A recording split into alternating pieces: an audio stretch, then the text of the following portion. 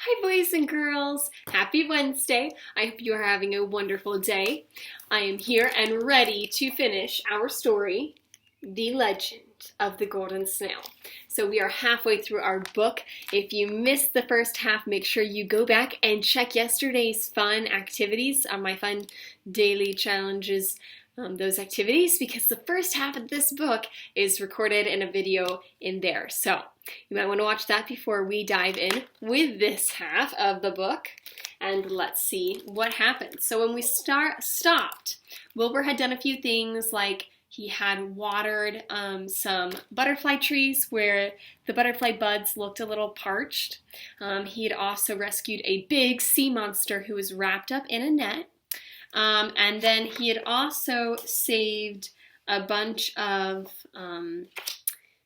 lanternfish who had light bulbs in them. There were a bunch of kind of insect-like pirates that were stealing their light bulbs, and so he had helped save them. But then we read that Wilbur sailed on, a little downhearted. He suspected he hadn't made a very convincing grand enchanter so far. He decided he would have to do better.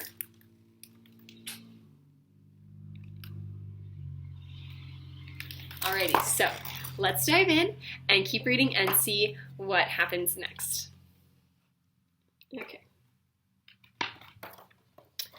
But that afternoon, his little boat drifted into the dreadful doldrums. Some newly blossomed butterflies brought the wind back.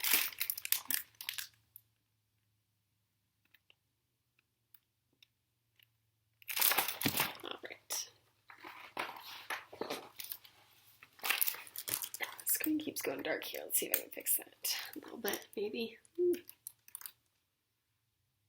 Okay, there we go. He became ensnared in the slithering sea.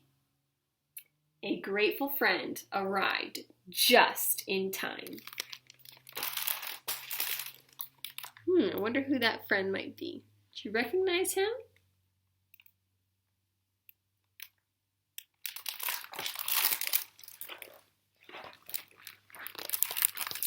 A windstorm blew him into the maze of madness.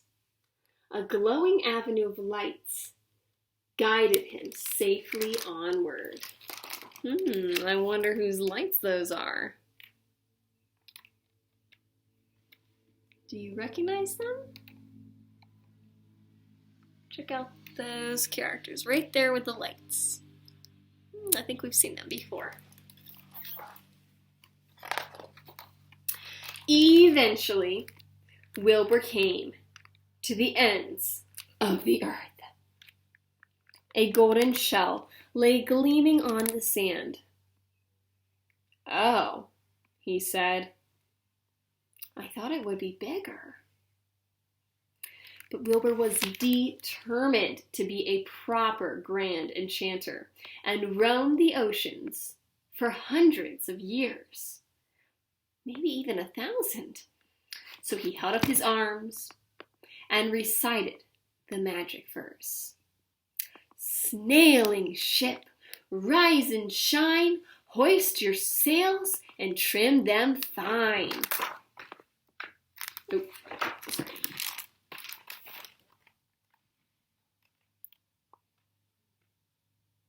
Look at how little that shell is.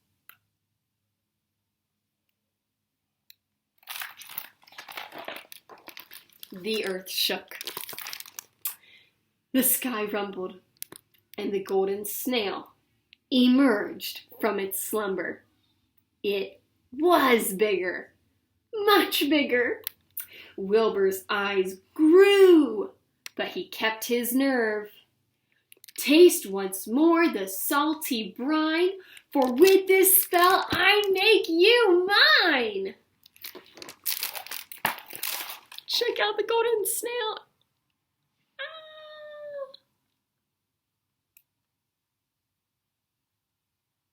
It's huge.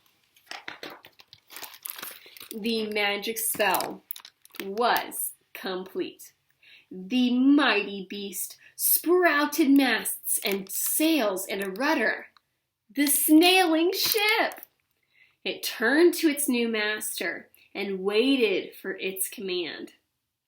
The grand enchanter raised his arms high, but then he saw the heavy chains and the cruel collar with its bell.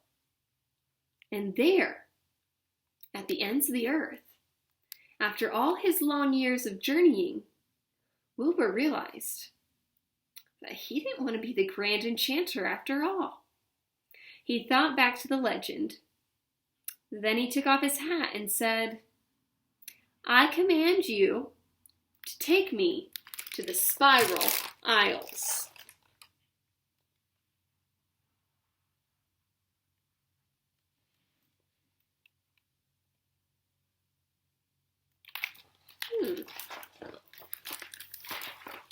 The golden snail surged towards the crashing waves.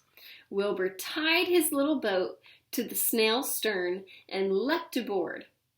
To his amazement, the mighty beast reared back on its keel and lifted up into the air.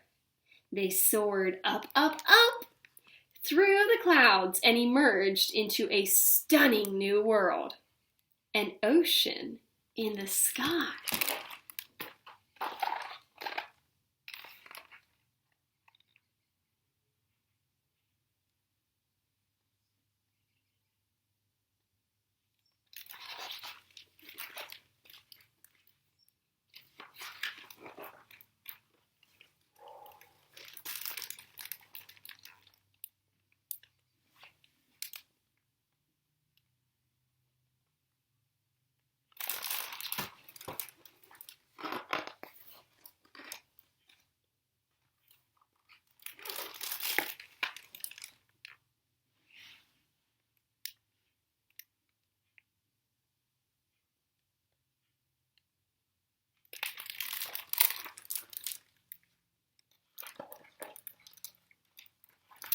They swept down into the Spiral Isles and dropped anchor in a sheltered bay of swirling mist. "I've brought you home," said Wilbur as he stepped ashore. He put on his hat again. "I hereby release you from your enchantment."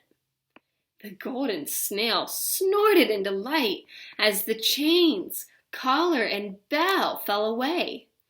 The rope holding Wilbur's battered boat snapped. There was a flash of light, and with a triumphant trumpeting, the golden snail was gone.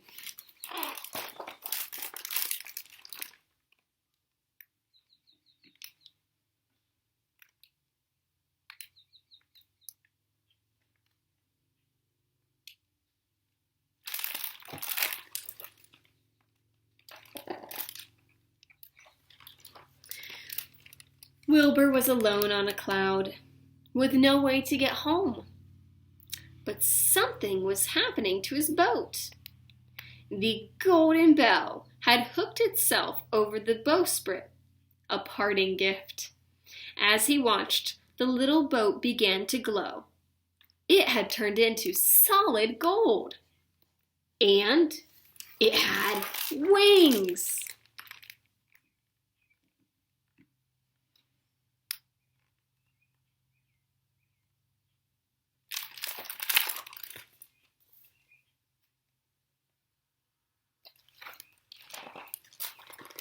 As he headed homeward, Wilbur thought about his adventures and smiled. He knew he hadn't been a very good grand enchanter, but he was probably the best gallant captain there ever was. And the captain's cat purred in agreement.